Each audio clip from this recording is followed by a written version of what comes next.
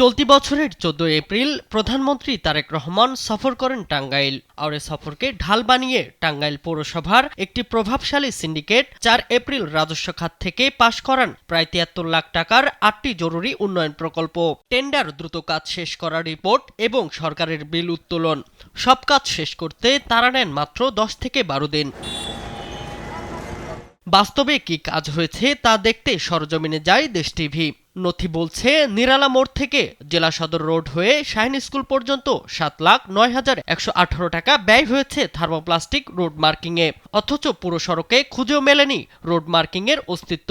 তবে ঠিকাদার তুলে নিয়েছেন পুরো বিল। প্রধানমন্ত্রী আসার আগে এখানে একটু এই লাইনটা করে রয়েছে, এই লাইন পরিষ্কার করছে না, 6 মাসের মধ্যে কোনো কাজ হয়নি। আমরা আসলে জানি না যে এই রোড মার্কিংগুলো যে প্রকল্প এই সমস্ত স্থানীয় রোডে যে দেয়, এটা আমরা জানি না। এটা প্রথম আপনার মুখে শুনলাম। যদি প্রকল্প থাকে তাহলে অবশ্যই আমরা সেটার দাবিদার। না, এই শহরের মধ্যে কোনো রোড পার্কিং নেই। সচেতনভাবে চলতে পারতে। সামনে স্কুল, না, এটা শাহিন স্কুলের সামনে, এখানে কোনো রোড মার্কিং নাই, থাকলে ভালো হতো। শুধু রোড মার্কিং নয়, শহীদ স্মৃতি উদ্যানে প্রধানমন্ত্রীর অনুষ্ঠান ঘিরে সরকারি টাকায় বসানো হয়েছিল ইট, পরে তা তুলে নেওয়া হয় রাতের আধারে। একই অভিযোগ মারুফ স্টেডিয়ামের 1 নম্বর গেট, র্যাব অফিসের সামনের সড়ক এবং দেউলার কালীবাড়ি সড়কের কাজেও। নথিতে রাস্তা প্রশস্তকরণ ও WBM এর কথা থাকলেও বাস্তবে দেখা গেছে পুরনো রাস্তার উপর দায়সারা প্রলেপ।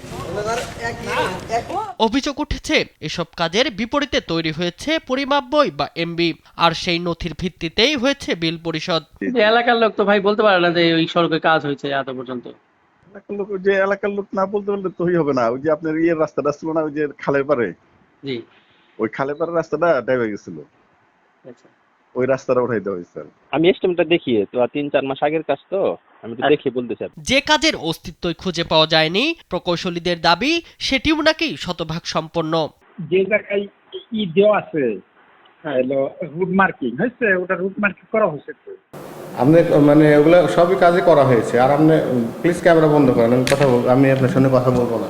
তবে সচেতন মহলের প্রশ্ন, সরকারি অর্থে এমন অনিয়মের অভিযোগ উঠলে দায় নেবে কে?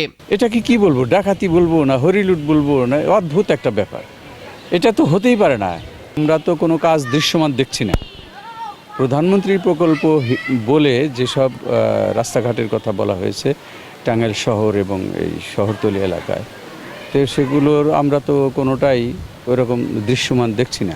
নথি আর সরজমিন চিত্র সামনে আসার পর তদন্তের আশ্বাস পৌরসভার শীর্ষ কর্মকর্তাদের। আপনাদের অভিযোগ আমি শুনেছি।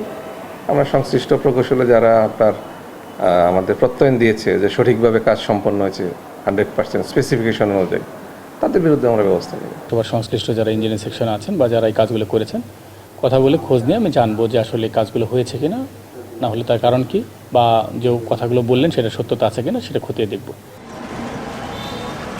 শামীম হোসেন, নিউজ ডেস্ক, দেশ টিভি।